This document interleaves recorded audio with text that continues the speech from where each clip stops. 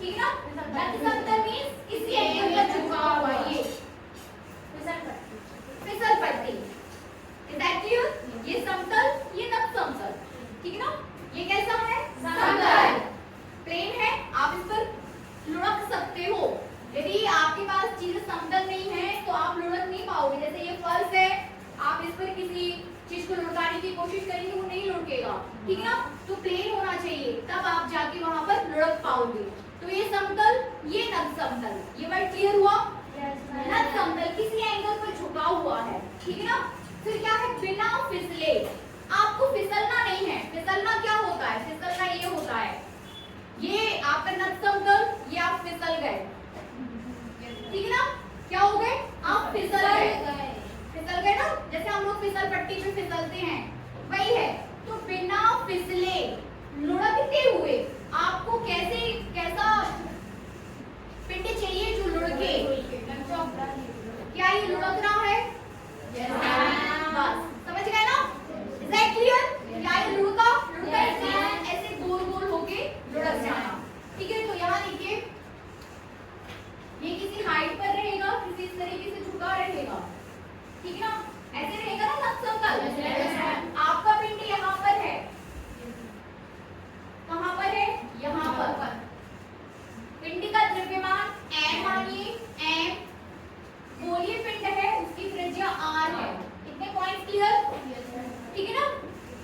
गोल होगा तो ही लुढ़केगा, ठीक है। लुढ़कना, ऐसे लुढ़क रहा है, अब लुढ़क रहा है, इट मींस ऐसे ऐसे लुढ़क रहा ना, ये ऐसे ऐसे ऐसे लुढ़क रहा ना, ऐसे ऐसे आ रहा, मतलब वो आगे भी बढ़ रहा है और लुढ़क भी रहा है।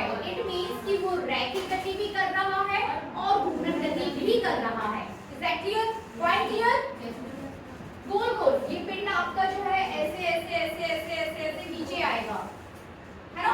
तो क्या कर रहा है? वो रैखिक गति भी कर रहा है और घूर्णन गति भी कर रहा है। समझ रहे? पिंड क्या कर रहा है आपका? अभी मैं सिर्फ आपको समझा रही हूँ चीजों को, उसके बाद फिर मैं आपको इसको नोट भी कराऊंगी। ये मेरे या तो फिर वहां से आ गया। हाँ, कितने बच्चे हैं मॉनिटर?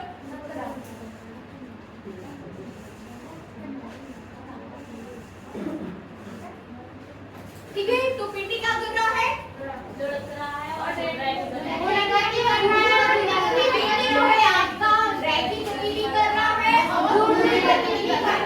इस पॉइंट में किसी को कोई प्रॉब्लम? यहाँ वहाँ कहीं किसी को कोई दिक्कत नहीं। मतलब ये पॉइंट एकदम अपना क्लियर है कि आपका जो पिंड लुढ़क रहा है वो लुढ़कते हुए प्रकार गति कर रहा है कि उसके पास आपका रैखिक गति भी है और घूर्णन गति भी है, ठीक है। तो हम लिख लेते हैं कि पिंड जो है रैखिक गति भी कर रहा है और घूर्णन गति भी कर रहा है।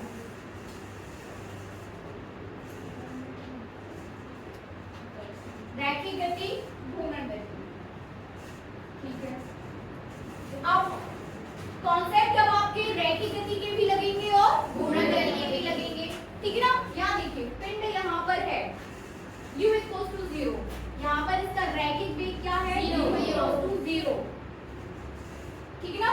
यहाँ से लुढ़क मतलब प्रारंभिक वेग 0 है, पर यदि इसको कोई वेग दे दिया जाए तो ये क्या है? गति करना स्टार्ट कर देगा।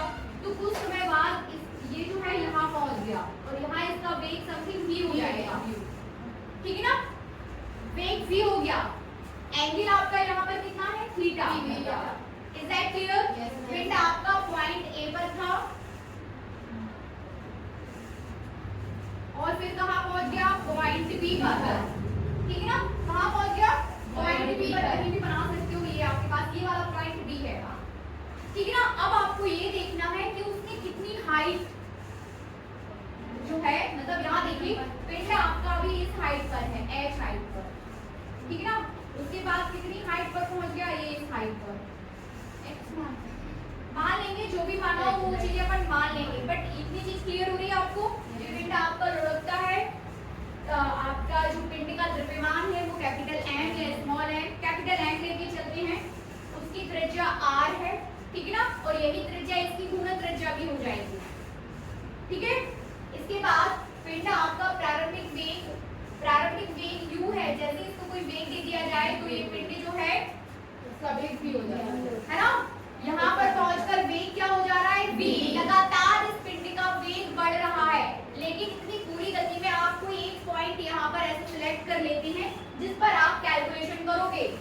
ठीक है ना, जिस पर आपको क्या करना है, कैलकुलेशन। अब आगे बात देखिए, यहाँ पर यदि हम पिंड की बात करें तो पिंड की रैखिक गति कितने, रैखिक गति में गतिज ऊर्जा कितनी होगी, गतिज ऊर्जा हाफ mv स्क्वायर क्या होगी, half mv square, half mv square होगी ना, होगी। फिर यदि हम इसकी घूर्णन गति में गतिज ऊर्जा की बात करें तो half omega square, half I omega square होगा ना, हाफ आई ओमेगा स्क्वायर होगा कि नहीं, ओमेगा क्या हो जाएगा इसका, कोणीय वेग, इधर इस पॉइंट पर, पॉइंट बी पर इसका कोणीय वेग, और यहाँ पर आपका रैखिक वेग। इज दैट क्लियर, मतलब ये वाला कॉन्सेप्ट और ये वाला कॉन्सेप्ट, ये दोनों ही कॉन्सेप्ट हम यहाँ पर यूज करने वाले हैं। तो ये यदि हम बात करें पिंड की कुल गतिज ऊर्जा,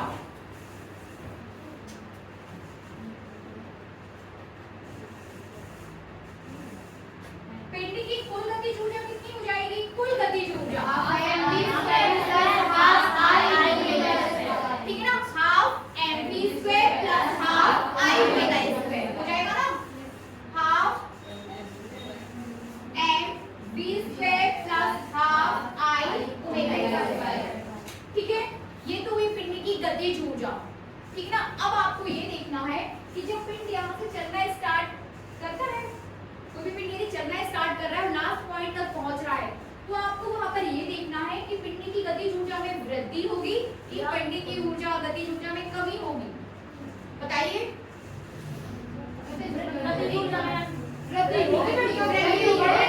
वृद्धि क्यों होगी, वेग बढ़ रहा है, आप जीरो वेग से स्टार्ट किया है आपने गति को, और जैसे जैसे आप आगे पहुंचे हो तो वेग क्या हुआ है, बढ़ा है।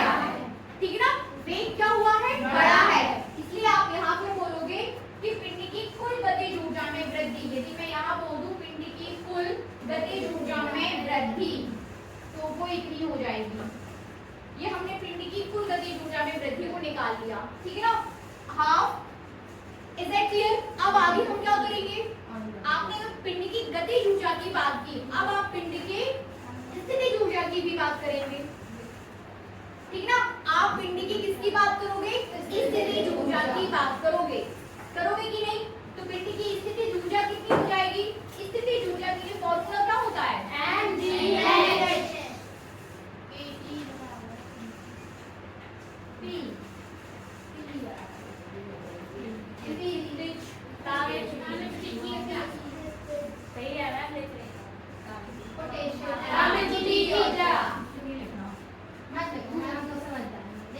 पिंड की स्थितिज ऊर्जा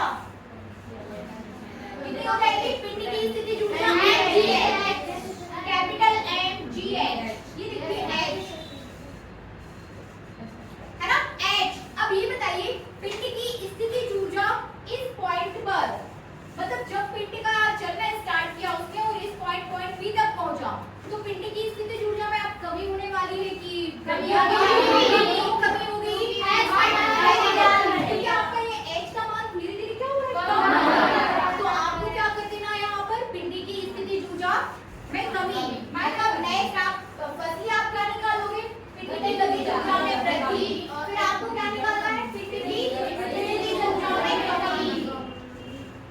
ठीक है ना, मैं कॉन्सेप्ट अभी मैं सिर्फ आपको कॉन्सेप्ट बता रही हूँ कि अपन को क्या करना क्या है इस टॉपिक में। ठीक है ना, फिर वन बाय वन हम सारे स्टेप्स को सॉल्व कर लेंगे। समझ गए ना कि मैं क्या बोलना चाह रही हूँ, मैं आपको ये बताना चाह रही हूँ कि इस पूरे टॉपिक में क्या कॉन्सेप्ट वहां पर लगने वाले हैं। ठीक है, तो आपने पिंड की स्थितिज ऊर्जा में कमी को निकाल लिया, आपने पिंड की गतिज ऊर्जा में वृद्धि को निकाल लिया। अब आप वहां पर लगा दोगे ऊर्जा संरक्षण का नियम। क्या लगा दोगे, ऊर्जा संरक्षण का नियम। तो ऊर्जा संरक्षण का नियम क्या है,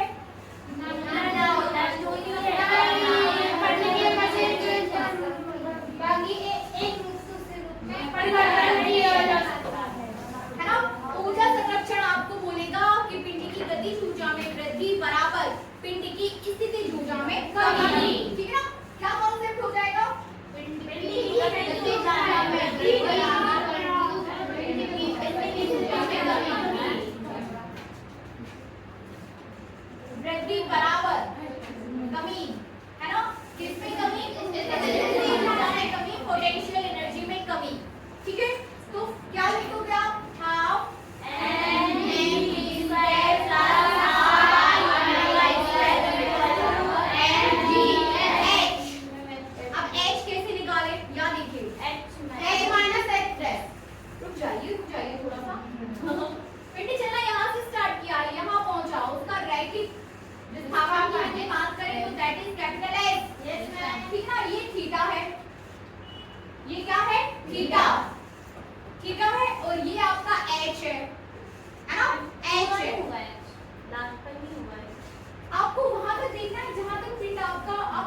की बात करूं जहां तक पिंड आपका जहां आप जिस पॉइंट पर आप कैलकुलेशन कर रहे हो, पिंडे को तो भैया लुढ़कना स्टार्ट किया है तो वो तो जमीन तक पहुंचेगा, है कि नहीं? बीच में रुक थोड़ी जाएगा।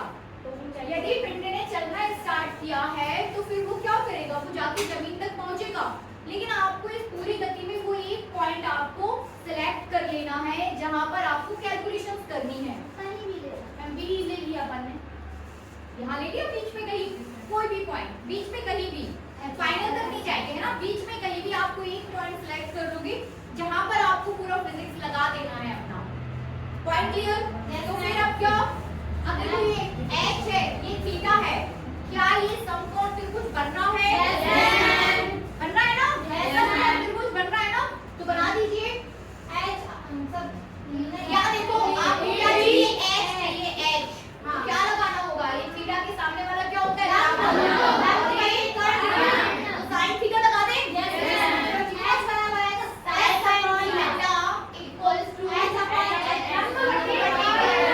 लंब बटे कर्ण, ठीक ना?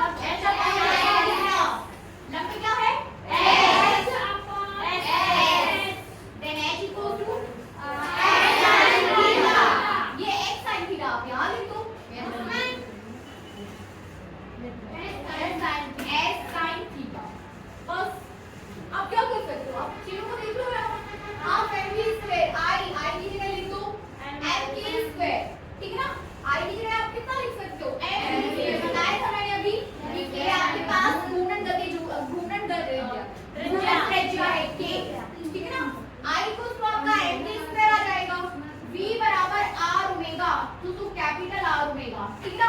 कैपिटल आर है उसकी त्रिज्या, तो capital r omega, then omega equals to v upon r. तो ओमेगा की जगह ये हो जाएगा आपका half and v square plus half I की जगह कितना लेना है, m के स्क्वायर, ओमेगा की जगह v upon r whole square. बस इतना सा है, मुझे तो नहीं लगता कि कोई टफ है इसमें। s sin थीटा ले लो, s sin थीटा, बस इसको आगे अपना मैथ लगा देंगे, आप सॉल्व कर देंगे और हो जाना है। नहीं पहुंचना कहाँ है हमें, त्वरण पे पहुंचना है। तो आपने अभी इसको सॉल्व किया, न्यूटन का तीसरा नियम लगा देंगे, तीसरा की दूसरा, वहां से आपको त्वरण मिल जाएगा, v square equals to u square plus 2as। Newton के लॉ से, न्यूटन की गति के समीकरण से यदि आप यहाँ से v वगैरह निकाल दो तो v square equals to u square plus 2as, ये कॉन्सेप्ट यूज करके आप त्वरण लगा निकाल दोगे। मुझे नहीं लगता बहुत टफ है। नहीं मैम आ जाएगा। चलिए नोट करिए, सारी चीजों को एकदम से नोट कर लो व्यवस्थित, है ना? साफ कर दो, कोई पॉइंट क्लियर ना हो तो बताइए। हाँ बताइए, मतलब क्लियर है, साफ कर दो। अब फटाफट इसको one by one step by step इसे हम नोट करेंगे, ठीक है ना?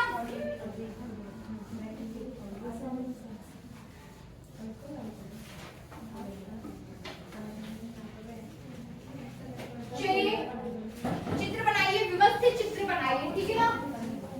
बातचीत नहीं,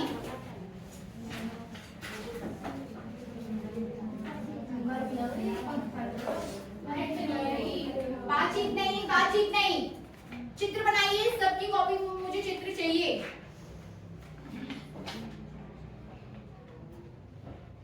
ठीक है ना? पिंड आपका यहाँ से चलना स्टार्ट किया था, मेरा तो वैसे ही बनेगा जैसा था। पॉइंट ए दे दीजिए, यहाँ पर पॉइंट आप बी दे दो, ठीक है? यहाँ से यहाँ तक यदि आप एच की बात करें तो दैट इज कैपिटल एच हो जाएगा। ये आपके पास u इक्वल्स टू 0 और यहाँ पर वेग v हो जाएगा और ये हो जाएगा रैखिक विस्थापन s। चित्र बनाइए, ना सिर्फ बनाइए बल्कि उसको समझते हुए बनाइए, अपने मन से बनाइए, कॉपी मत करिए।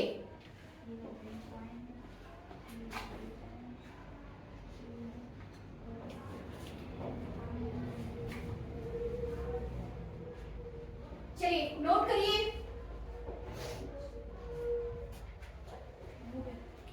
ठीक है? माना एक दृढ़ पिंड जिसका द्रव्यमान कैपिटल M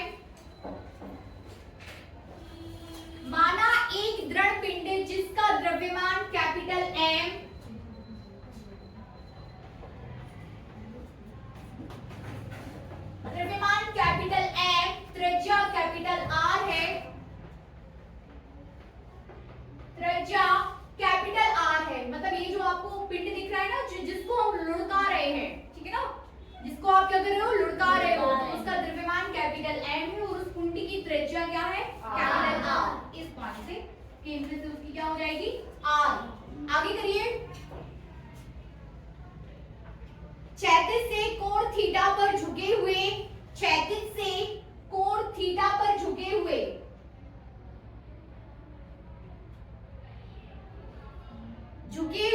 एक नत समतल पर, एक नत समतल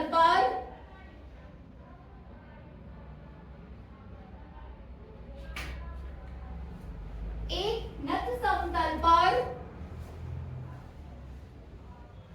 स्थित बिंदु ए से, स्थित बिंदु ए से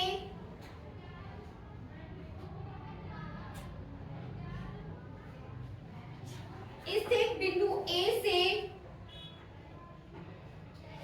बिना फिसले हुए, बिना फिसले हुए नीचे लुढ़क रहा है।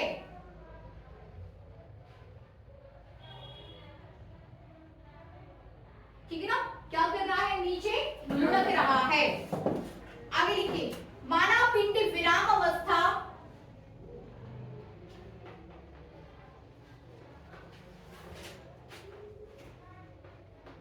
माना पिंड विराम अवस्था u equals to 0 inside the bracket u equals to 0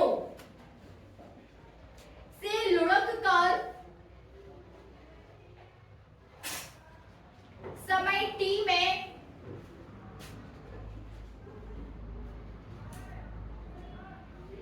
समतल पर दूरी s, समतल पर दूरी s तय करके, ठीक है ना, समतल पर मतलब इसी नत समतल पर दूरी s तय करके बिंदु b तक पहुंचता है।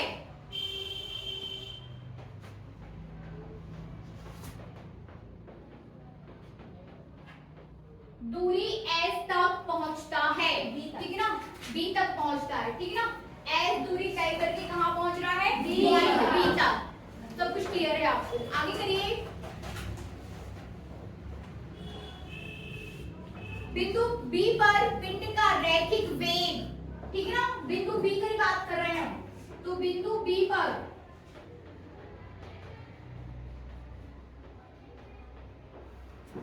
पिंड का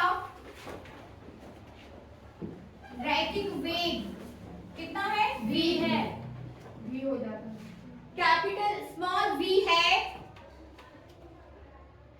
तो बिंदु B पर पिंड की संपूर्ण गतिज ऊर्जा, तो बिंदु B पर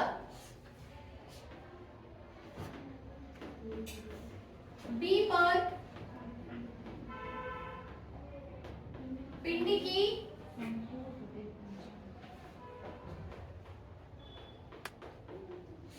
संपूर्ण गतिज ऊर्जा, बिंदु B पर बात कर रहे हैं, ठीक है ना, बिंदु B पर पिंड की संपूर्ण गतिज ऊर्जा लगा दीजिए कॉन्सेप्ट, है ना, अभी बताया ना मैंने, अब आप लिख के बताइए मुझे, मैं नहीं बताऊंगी अब, लिख के बताइए और बताइए, ये एक्सप्रेशन लिख के बताइए आप, बिंदु B पर पिंड की संपूर्ण गतिज ऊर्जा,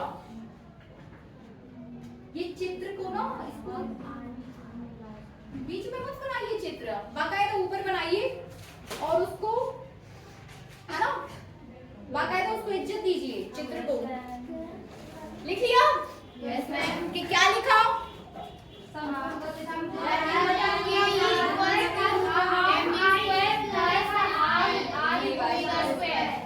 लिख लिया? Yes ma'am. संपूर्ण गतिज ऊर्जा half mv square plus half I omega square. आगे करिए, लिखिए I equals to mg square and v बराबर r ओमेगा।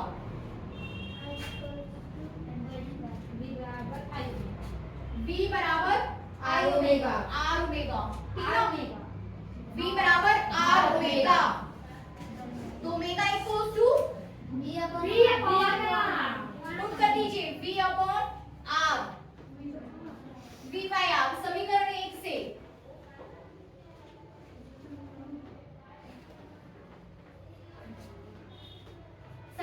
1 से ये हो जाएगा आपका half capital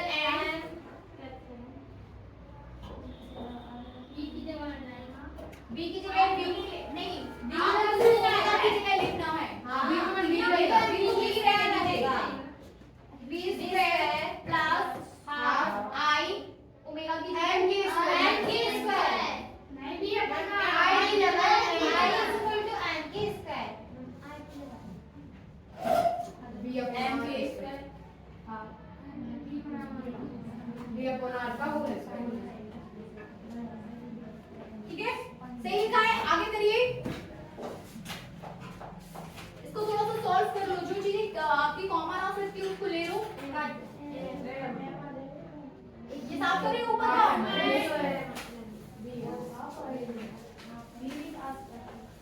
half M V square आता है। हाफ एम वी स्क्वायर आपका कॉमन आ जाएगा। कर दीजिए इसको। कैपिटल E इक्वल्स टू आपके पास फाइनली पहुंचेगा half M V square plus half M K square B square by R square, है ना? मैम फिर इतना आएगा। Ma'am half M V square का कॉमन ले। Half M V 0 plus K square upon R square. Zero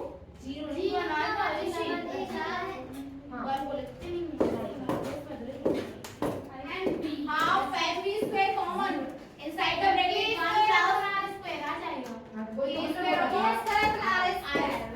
ठीक है ना? पहुंचे सभी बच्चे यहाँ तक? Yes, ma'am. के स्क्वायर बाय आर स्क्वायर।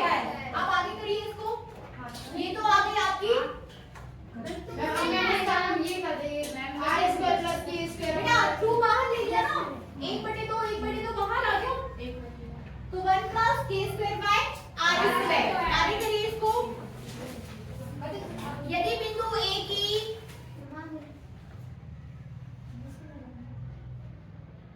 बिंदु A की बिंदु B से ऊर्ध्वाधर ऊंचाई क्या है?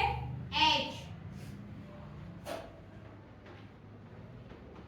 यदि बिंदु A की, ये पॉइंट A है आपके पास, ये वाला पॉइंट B है, तो बिंदु A की बिंदु B से ऊर्ध्वाधर ऊंचाई यदि h है तो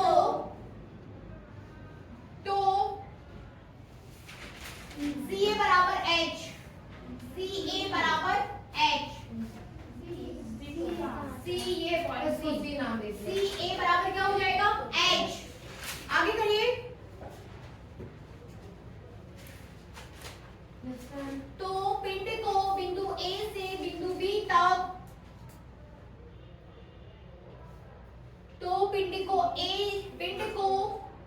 बिंदु A से बिंदु B तक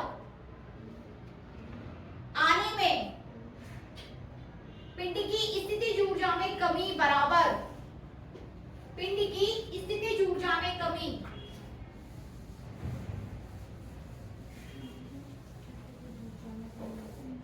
ठीक है ना? पिंड की स्थितिज ऊर्जा में कमी कितनी हो जाएगी?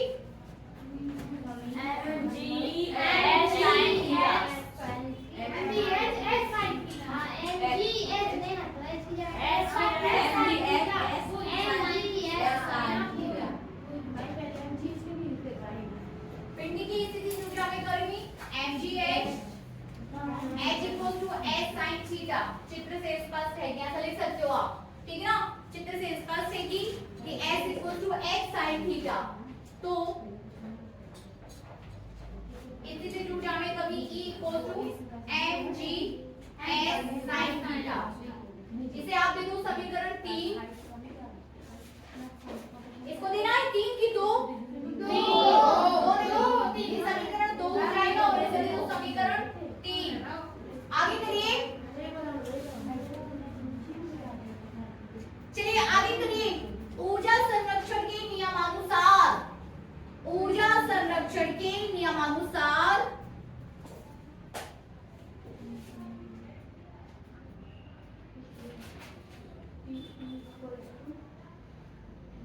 सभी बच्चों से बनना चाहिए ये टॉपिक।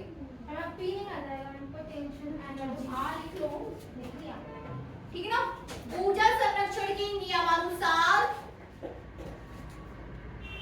इधर के ई कर सकते हैं अपन, इधर पी ई कर दो। काइनेटिक एनर्जी, पोटेंशियल एनर्जी, ठीक है? तो ऊर्जा संरक्षण के नियमानुसार गतिज ऊर्जा में वृद्धि बराबर स्थितिज ऊर्जा में कमी। साफ कर दो।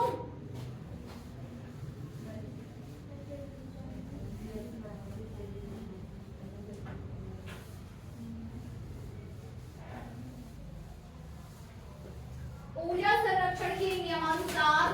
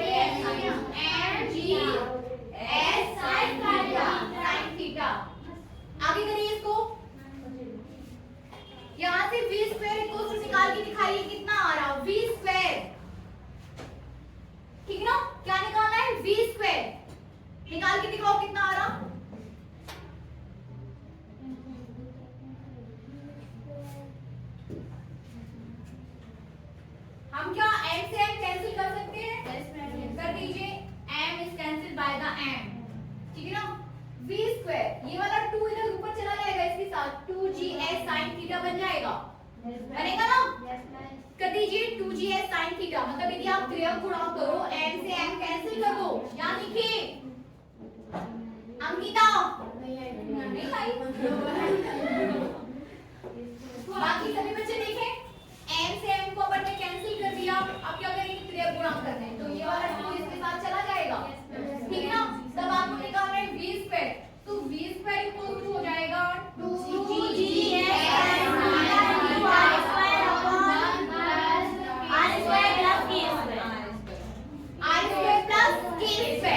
ठीक है ना, 1 plus r square plus k square.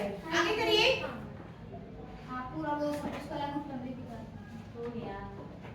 यहाँ तक तो अपन पहुंच गए। अब अपन को निकालना है न्यूटन का तीसरा गति का तीसरा समय। देखिए v स्क्वायर आपका कहाँ फंसता है, ये बता दो मुझे बस। तृतीय समीकरण में है कि नहीं, वहां पर आपका आपकी न्यूटन की गति की तीसरे समीकरण में वहां त्वरण भी है। यदि आपको पहुंचना तो है त्वरण तक, है ना, त्वरण तक पहुंचना है, तो यहाँ देखो v बराबर u plus at, v s बराबर u plus half at square और v स्क्वायर बराबर u स्क्वायर प्लस 2as। अब देखिए आपके पास आपने सारी चीजों को कैलकुलेट किया है। आप यहाँ देखो इसमें कितनी दिक्कत है इसमें रखने में, आपके पास समय निकालना पड़ेगा। अब यहाँ देखो कितना बढ़िया है ये v स्क्वायर प्लस 2, आपने v स्क्वायर निकाल दिया है और ये v स्क्वायर, तो यही वाला सबसे सूटेबल है अपने लिए त्वरण निकालने के लिए, ठीक है ना, है कि नहीं। लिखिए, लेकिन सूत्र v square equals to u square plus 2as से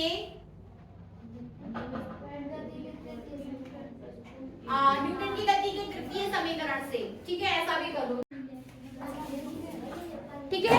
तो फाइनली हम पहुंच गए हैं a equals to g sin theta 1 plus k square by r square, k square by r square. अब यहाँ देखिए आपका ये जो पिंड है वो अलग अलग आकृति का हो सकता है, कभी गोला हो सकता है, कभी खोखला गोला हो सकता है, और है ना गोल की यदि हम बात करें, क्योंकि पिंड आपका कैसा है, गोली पिंड पर आप बात करें, गोली पिंड ही आपका लुढ़केगा। आप सोचो कि कोई आयताकार चीज लुढ़के तो वो फिसलेगी, ठीक है ना, वो लुढ़केगी नहीं, वो वृत्ताकार गति सिलेंड्रिकल घूम सकता है, बेलनाकार आपका लुढ़क सकता है, ठीक है, बेलनाकार है, जैसे ये बेलनाकार है तो ये लुढ़केगा, आपका गोला लुढ़केगा और आपका खोखला गोला भी लुढ़केगा, ठीक है ना। तो पहली कंडीशन यदि हम ये ले लें कि आपके पास जो पिंड है वो कैसा है, ठोस गोला, क्या है, ठोस गोला। फर्स्ट कंडीशन, विशेष स्थिति में ठोस गोला, तो ठोस गोला के लिए आई क्या होता है, आई हम आपको ठोस गोला के लिए आई दे देते हैं, हम आपको खोखले गोले के लिए आई दे देते हैं, क्या आई दे देते हैं, खोखले गोले के लिए आई 2/3 वेरी गुड, ठीक है ना। 2/5 ठोस गोले के लिए 2/5 mr²। पर यदि आप घूर्णन त्रिज्या को k से डिनोट करोगे तो 2/5 m k, ठीक है ना, I equal to 2/5 m k²। Yes ma'am, ठीक है ना। तो आए उसमें रेक्ट में त्रिज्या है और इसमें गुणन किया जाएगा 2/5 m k²।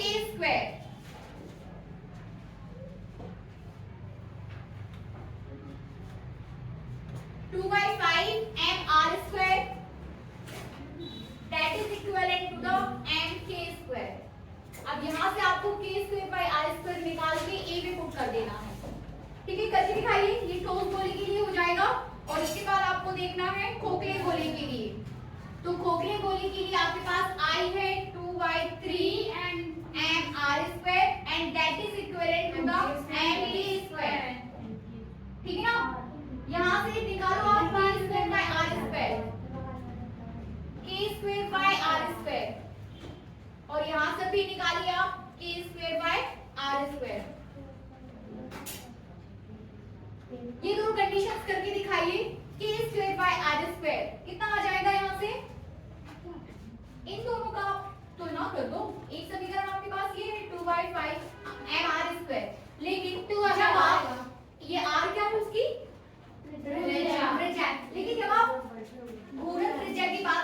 सकते हो दैट इज k, तब वो इसके इक्विवेलेंट हो जाता है 2/3 इक्वल्स टू k², ठीक है ना। यदि इन दोनों समीकरण का आप आपस में तुलना कर दो तो आपके पास k²/r² क्या आ जाएगा, ये r² नीचे आ जाएगा, m से m कैंसिल हो जाएगा, तब k²/r² इक्वल्स टू